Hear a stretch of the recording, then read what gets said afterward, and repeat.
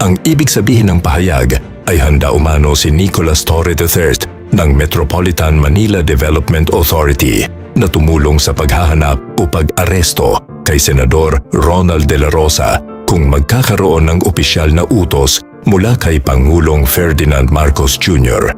Kaugnay ito ng investigasyon ng International Criminal Court tungkol sa madugong kampanya kontra droga noong administrasyon ni dating Pangulong Duterte. Si Bato de la Rosa ay dating hepe ng PNP at isa sa mga pangunahing nagpatupad ng war on drugs, kaya nadadawit ang kanyang pangalan sa usapin.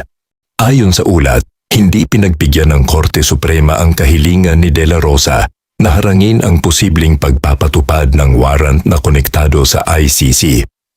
Dahil dito, lumabas ang usapin tungkol sa posibleng manhunt o operasyon para siya ay hanapin at arestuhin.